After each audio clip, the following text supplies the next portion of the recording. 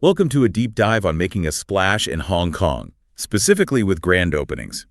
We're looking at this florist website, Flower Delivery Hong Kong, to see what we can learn. Oh, interesting. A company's website, it can really give you a feel for how they do business, their target audience, how they adapt to the Hong Kong culture. That's what I'm interested in. Yeah, and right off the bat, I see they've got both English and Chinese language options, which makes sense, Hong Kong being such an international hub.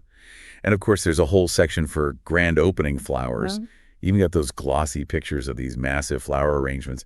Pretty standard for florists these days, I guess. But what makes these arrangements like uniquely right for a Hong Kong grand opening? I'm curious. that's a great question. It's about more than just, looking impressive. You have to remember gift giving, it's really symbolic in a lot of Asian cultures, especially Hong Kong. It's about sending the right message. Right, so it's not just sending flowers, it's about sending the right flowers. Exactly. And this website, they actually point out some specific types, like they really emphasize red and yellow flowers. And there's a reason for that. Let me guess. It's not just because they're bright and cheery. Not just that, no. In Chinese culture, red, it means good fortune, strength, celebration. Think about it. Red envelopes, Lunar New Year, they're full of money. It's a new beginning. Oh, I see. It's like sending good luck and success, but like in flower form. Exactly. And then you've got yellow, usually means joy, prosperity, even friendship. All good things in business, right? Like a whole silent language of good wishes built into the bouquet itself. Wow, I never thought of it that way. It's amazing how much meaning they pack into a simple flower arrangement. Okay, so what else? They mentioned orchids a few times. Are those a big deal or just a fancy flower choice? Orchids are definitely a big deal in Hong Kong. They mean luxury, elegance, even fertility, which, when you think about it, symbolizes growth, prosperity. Perfect for a new business. So it's like they're sending a message of success before the doors even open. Clever.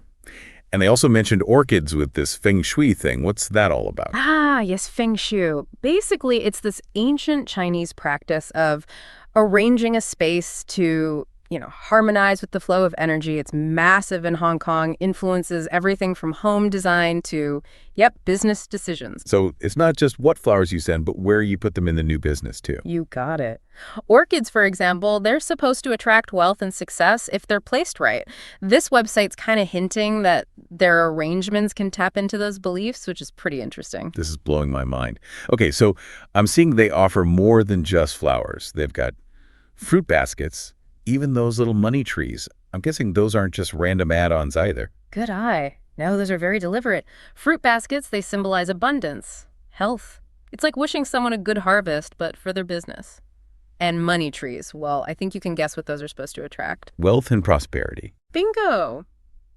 It's fascinating how much this florist has tailored their offerings to line up with traditional beliefs. It's like they're making it a no-brainer for anyone who wants to honor those customs. Each part of the gift, it's like it's been chosen to send a specific message of good luck and success for the business. This is eye-opening for sure. I thought I knew a thing or two about business gifts, but this is a whole new level of thoughtfulness. Oh, and we haven't even gotten to the card messages yet. Oh, right. They had a whole section about that. What did you notice there? They were really big on keeping it positive, congratulations, wishing them luck in the future. Sounds pretty standard, but there's actually a deeper meaning there. Okay, now I'm really interested. What's so deep about wishing someone well? Well, in Hong Kong, business is all about relationships. They call it guangxi. And a well-written card, it's not just a formality. It shows respect. You're showing you understand how important that relationship is. So it's like you're starting things off on the right foot, building trust from day one. Exactly. You're basically saying, hey, I'm invested in you. I want to see you succeed. It's about mutual respect, This is fascinating. It's like we're decoding a whole new language, but instead of words, it's gifts. I'm starting to see how these little things can make a big difference in Hong Kong. Oh, absolutely. It shows you're making an effort to understand their culture, not just sticking to your own playbook.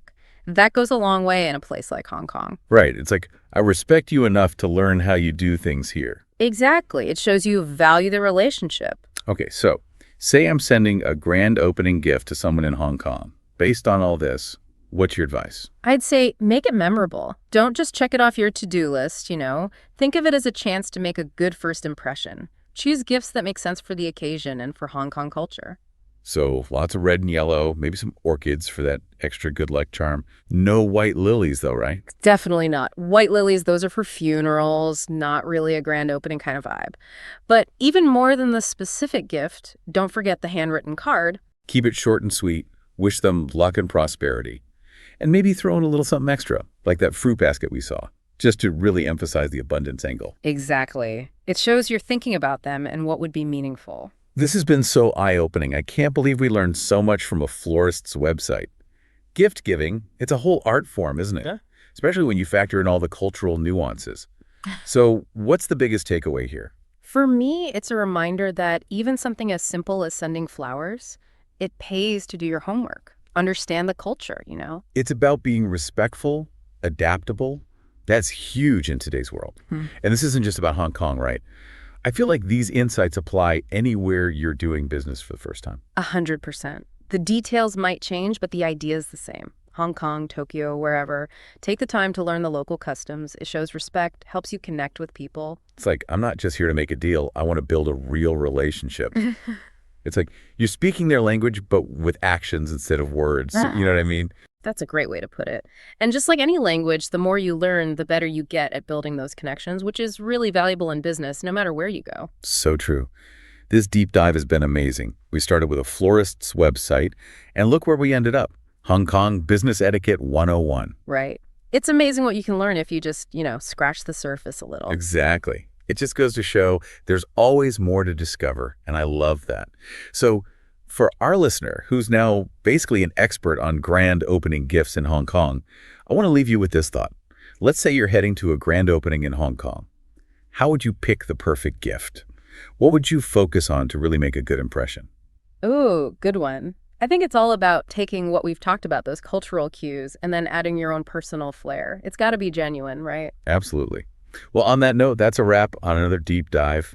Thanks for joining us as we explored the fascinating world of grand openings in Hong Kong. We'll see you next time for another deep dive into a new topic. Until then, keep exploring.